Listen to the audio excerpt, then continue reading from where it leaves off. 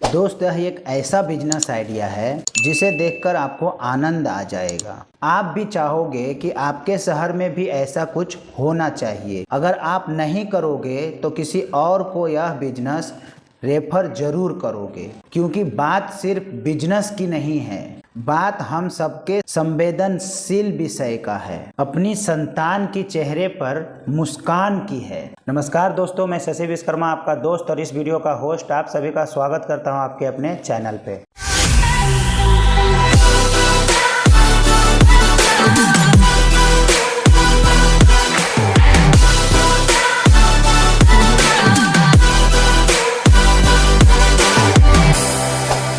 कहते हैं किसी भी प्रोडक्ट को पेश करने से पहले उनकी मार्केटिंग जरूरी है। तो चलिए मार्केटिंग करते हैं और सबसे पहले डाटा की बात करते हैं। भारत की आबादी लगभग 150 करोड़ है। इसमें से 50% युवा हैं, यानी लगभग 75 करोड़ युवा वर्ग के हैं।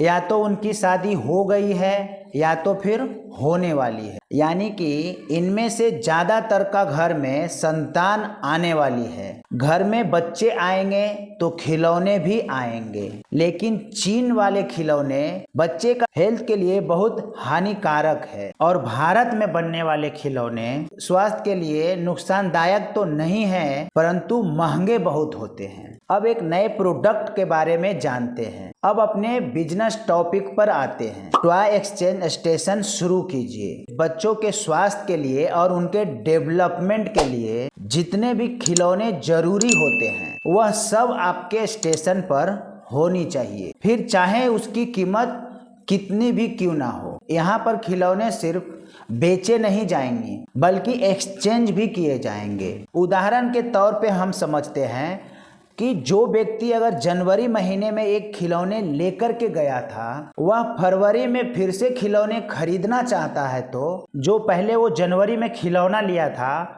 वे खिलौना वापस करके एक्सचेंज में नए खिलौने लेके जा सकता है। दोनों खिलौने के बीच में जो प्राइस का डिफरेंस होगा केवल वही लिया जाएगा। इस प्रकार सभी बच्चे को नए नए और अच्छे अच्छे खिलौने मिलते रहेंगे और आपकी 5 साल के लिए बल्ले बल्ले बनी रहेगी।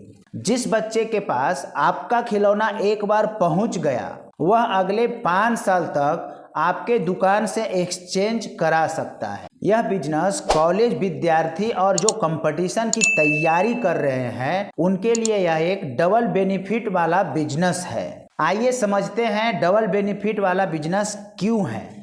अगर वो अपने परीक्षा का तैयारी कर रहे हैं या वो कॉलेज स्टूडेंट है तो उनके पास में पर्याप्त समय 4 से 5 घंटा आराम से निकलता है।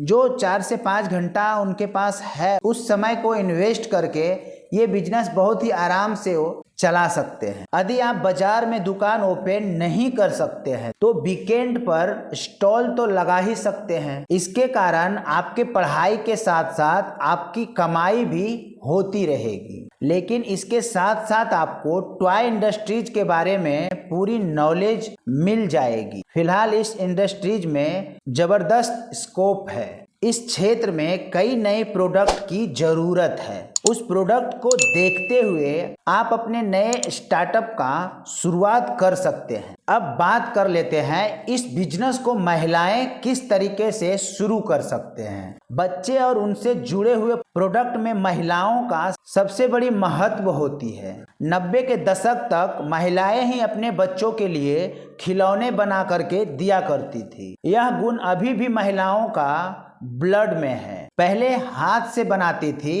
अब बनाने के लिए सिर्फ और सिर्फ आइडियाज देना है या फिर खरीदते समय अपनी क्रिएटिविटी का उपयोग करना है ताकि बच्चों के लिए बिल्कुल सही खिलौने का चुनाव हो सके। आपको जानकर आश्चर्य होगा कि किसी भी XYZ यूनिवर्सिटी से PhD कर चुके विद्वान से भी अगर पूछा जाए कि 2 साल के बच्चे के लिए कौन सा खिलौना अच्छा होगा तो उसे अपनी बुक्स वापस खोलनी पड़ जाएगी। बट भारतीय महिलाओं से अगर पूछा जाए तो वह तत्काल बता देगी। बस अपनी इसी खास बात को आप बिजनेस बना लीजिए। यह बहुत बढ़िया इन्वेस्टमेंट ऑप्शन है। अपने बिजनेस की सफलता के लिए सबसे ज्यादा जरूरी है प्राइम लोकेशन का होना। अगर आपने सही से प्राइम लोकेशन का फाइंड आउट करके आप अगर दुकान डालते हो, उसमें जबरदस्त वैरायटीज अगर आप रखते हो, यह सब कुछ वही कर पाएगा जिसके पास इन्वेस्टमेंट है। जो इन्वेस्टमेंट करेगा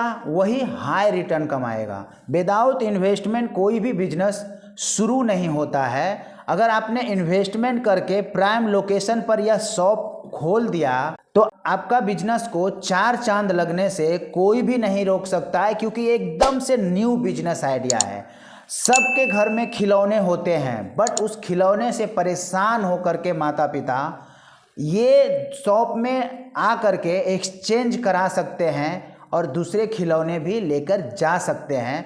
तो अगर आपके सिटी में इस तरीके का अगर शॉप है तो कमेंट बॉक्स में ज़रूर बताइएगा, और अगर नहीं है तो देर मत कीजिए, इस तरीके का शॉप खोलिए। अगर आप कुछ न्यू करना स्टार्ट करते हो तो पहले आते हो पहले कमाते हो, क्योंकि जब आप कोई भी बिजनेस को नए में स्टार्ट करते हो तो लोग आपके कॉपी जब तक करना स्टार्ट करेंगे तब तक आप बहुत ज़्यादा अर्निंग इस बिजनेस से कर चुके होते हो। वैसे तो प्रॉफिट मार्जिन की अगर हम बात करें तो खिलौने में बहुत हाई प्रॉफिट होती है। यदि दुकान का किराया और खर्चा मिला करके 50,000 भी हम मान ले तो, और जिस क्वालिटी का खिलौने की आप बात कर रहे हैं उस क्वालिटी का खिलौने आपके स्टेशन पे उपलब्ध हुआ तो 40% मार्जिन तो मिलता ही मिलता है। अपने बिजनेस की सबसे खास बात यह है कि अपना प्रोडक्ट एक्सचेंज हो रहा है। यूज्ड खिलौना फिर से बिक रहा है। एक्सचेंज के लालच में एक ग्राहक को बार बार आपके शॉप पे वापस आने का साइकिल जो होता है काफी ज्यादा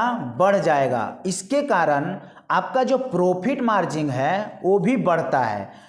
अगर हम ऐसे कैलकुलेट करें, अगर एक कस्टमर वन टाइम इन्वेस्टमेंट करके साल भर आपके पास नहीं आता है तो आप उससे जो भी प्रॉफिट अर्न किए हो वो वन टाइम किए हो।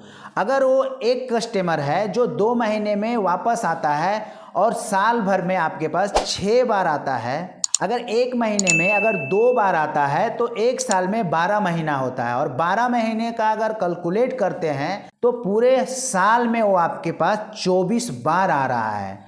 तो आप खुद ब खुद सोचिए कि आपका प्रॉफिट एक कस्टमर से कितना होने वाला है। तो इस तरीके का बिजनेस को अगर आप स्टार्ट करते हो तो आपको ग्रो होने से कोई भी रोक नहीं सकता है। तो स्टेप लीजिए और इस तरीके का बिजनेस शुरू कीजिए। तो आज के वीडियो में बस इतना ही, मिलते हैं किसी नेक्स्ट वीडियो में। अगर वीडियो अच्छा लगा हो तो एक लाइक कर दीजिएगा, और चैनल पे नए हैं तो चैनल को सब्सक्राइब कर लीजिएगा।